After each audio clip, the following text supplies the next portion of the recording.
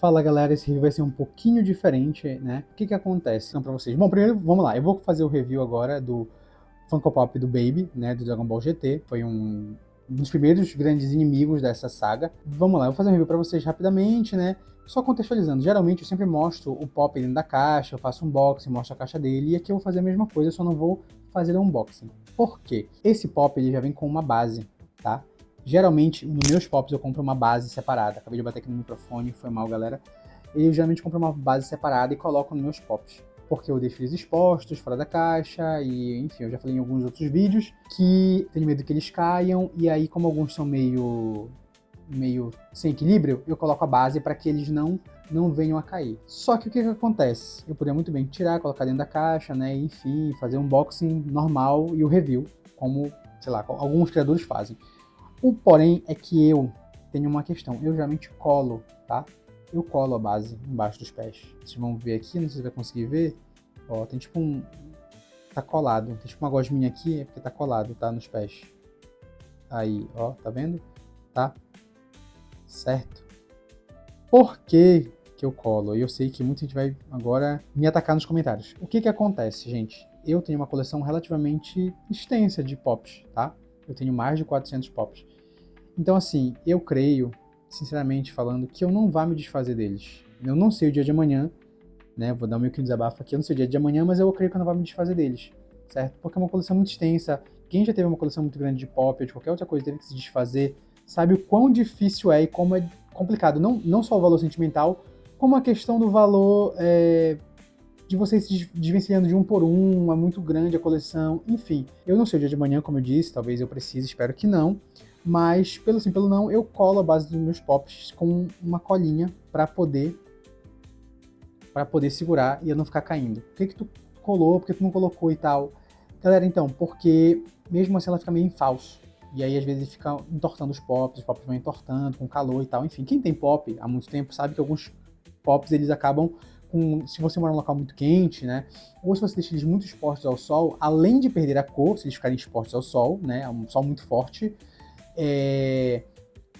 no caso, exposto ao sol, tá, gente? Porque você pode deixar perto de uma prateleira e essa prateleira fica perto de uma janela, tá bom? Não é que você vai deixar ele no sol especificamente. Mas, enfim, eles podem desbotar, né? Além de desbotar, eles vão, com calor, se for um calor muito intenso onde você mora, eles começam a se... Não é entortar a palavra, mas o plástico deles é um plástico um pouco sensível. Ele vai criando certas deformidades. Por exemplo, o pop pode ficar mais entortado para frente, mais entortado para trás, e isso acaba tirando o equilíbrio dele, tá? E com isso eles acabam caindo, né, de prateleiras, etc, etc. Então, quando vem a base, eu colo, e quando não vem a base, eu compro uma base fora, por aí, no AliExpress, na Shopee, no Mercado Livre, e eu também colo, tá? Como eu falei, eu tenho muitos pops, então eu, assim, não creio que eu vá me desfazer dessa coleção, tá certo? E se eu vier a me desfazer, eu vou avisar para a pessoa que eu colei e provavelmente eu vou botar no valor a mais abaixo, porque eu sei que isso desvaloriza o pop. Além de que, muitos dos meus pops, como eu falei, gente, eu tenho 400, mais de 400 pops. Muitos dos meus Funko Pops, eu não tenho mais a caixa. Então, assim, muitos eu vou vender como loose, tá? Então eu já sei que isso tem uma desvalorização. Por isso que eu disse, eu acho muito difícil eu me desfazer da coleção, né? Vitor, em vida, né? Talvez se eu deixar para alguém, enfim, pode acontecer. 4 minutos após de tanto falatório, eu vou mostrar pra vocês a caixa, tá bom? E eu vou fazer o review do Pop em si e falar um pouquinho sobre ele. Como eu falei, é o primeiro inimigo do Goku na fase GT, o primeiro grande inimigo do Goku, tá? Calma, não me ataquem nos comentários.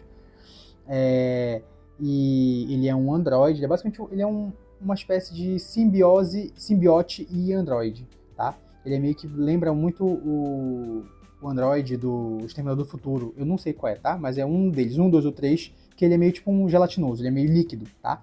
E ele também tem a forma física dele, que é esta forma aqui, tá? E no caso, essa é a forma perfeita dele como Baby. Aí depois ele vai se fundir com Vegeta, enfim, são outras histórias aí que eu já fiz o review do Funko Pop do Vegeta, né? Do Baby 2, Super Baby 2, ou do Baby Vegeta, como eu chamava na minha época. E, enfim, esse é um personagem muito relevante, né? No desenrolar da história do Dragon Ball GT. Então vamos começar com a caixa, tá certo? Depois eu vou mostrar o pop pra vocês. É um pop original. Quando o meu Funko Pop não for original, galera, eu vou falar, tá certo? Eu não tenho um Funko Pop no original, mas eu tenho alguns customs que mais pra frente eu posso chegar a mostrar eles. Essa caixa é a caixa original, como eu disse, né? Atrás vocês vão conseguir ver alguns dos pops que tem dessa dessa wave, né, dessa onda de pops que vem, né, junto com esse aí, que lançaram juntos. Tem o selo da Funko, tá certo? E, bom, basicamente é isso. É uma caixa simples, nada demais, mas é sempre legal, né, a gente mostrar a caixa quando tem. Eu tenho alguns pops que são loose, que eu não tenho mais a caixa, como eu falei. Quem sabe eu faço a review no futuro no canal. E é isso. Bom, agora vamos para o pop em si.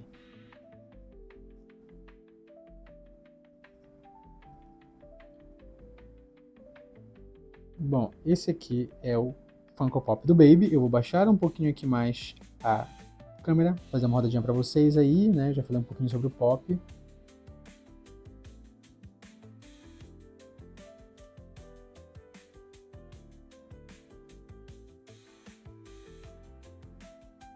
Sobre o Pop em si, eu gostei muito dos detalhes dele, tá? Estão com detalhes bem legais aqui, ó, se vocês forem ver.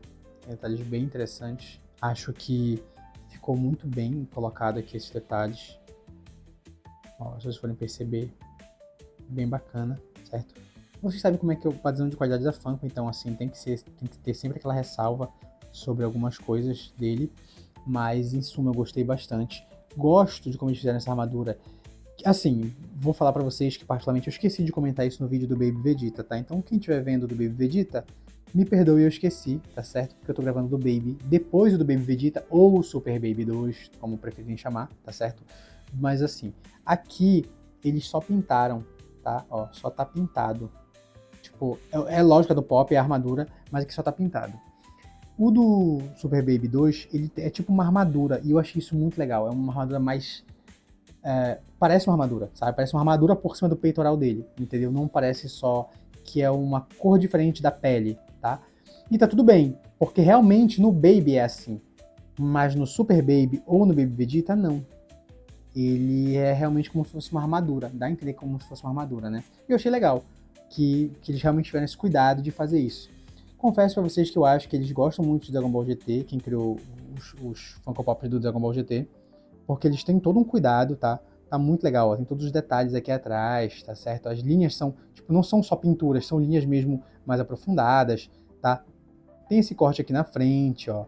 Como eu expliquei lá no vídeo, o Super Baby 2 ou o Baby Vegeta, o cabelo dele é mais caído para frente um pouco, para lembrar justamente essa questão aqui, ó. Essa parte bem aqui, né?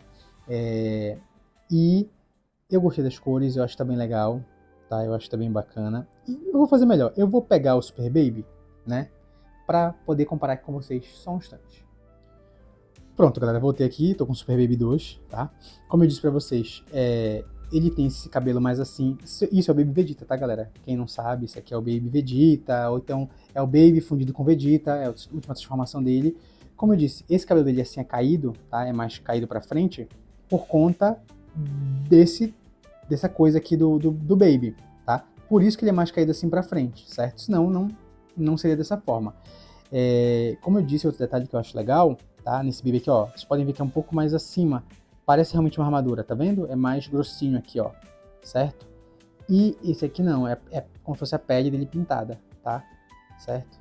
Mas assim, achei bem legal. Eu comentei muito sobre esse aqui, achei muito legal também, achei ele um pop muito legal, muito bacana, muito bem feito. A minha luz aqui acabou, não sei porquê.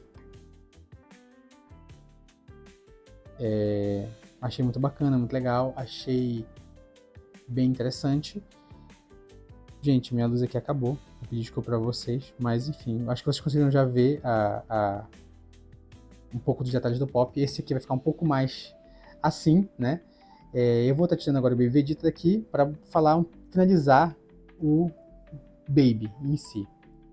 Como eu falei de novo, desculpa, acho que acabou a bateria aqui da minha iluminação, certo? Então eu vou só finalizar rapidamente sobre o Baby, Funko Pop do Baby. Eu achei que ficou muito legal, ficou um pop muito bacana, um pop bem interessante. Eu acho que assim, vamos lá, se você é fã de Dragon Ball GT, eu acho que seria interessante ter ele na tua coleção, tá? Porque, como eu já disse no vídeo do Super Baby 2 ou Baby Vegeta, enfim, que eu acho que é o inimigo mais interessante do Dragon Ball GT. Acho até mais interessante do que o Shenlong, que é o inimigo final. Acho que ele parte, ele contrasta muito bem como o vilão, sabe? Vilão sendo o Vegeta. Como se fosse a primeira saga Saiyajin, dos Saiyajins, que luta Goku contra o Vegeta, a mesma coisa. Aqui fica Goku contra Vegeta, só que o Goku é Saiyajin 4 e o Vegeta vira o Super Baby 2, né? Que é essa forma que eu mostrei pra vocês. E eu acho que antagonizou bem legal. Acho que ele antagoniza trazendo o Vegeta de volta como vilão, né? Não só rival, como vilão.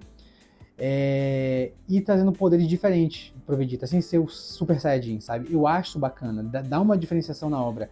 E ele foi o vilão que ele não simplesmente foi mal por ser mal, ele tinha uma motivação muito interessante por trás, que é desenvolvida em vários capítulos, não é simplesmente ele chega, ele é mal e tal, não, é desenvolvida do porquê que ele tá fazendo isso, o plano dele é desenvolvido etapa por etapa, ele consegue concluir.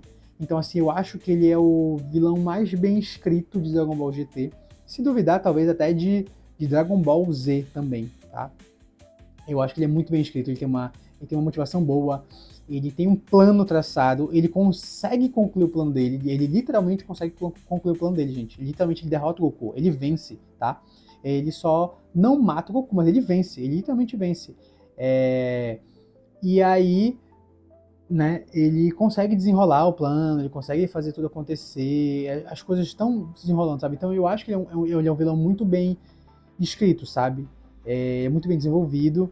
E como é o primeiro vilão, é o vilão até que o Goku se transforma em Saiyajin 4, né, na batalha contra ele, eu acho que ele é um personagem que você precisa ter na coleção, tá? Precisa ter na coleção.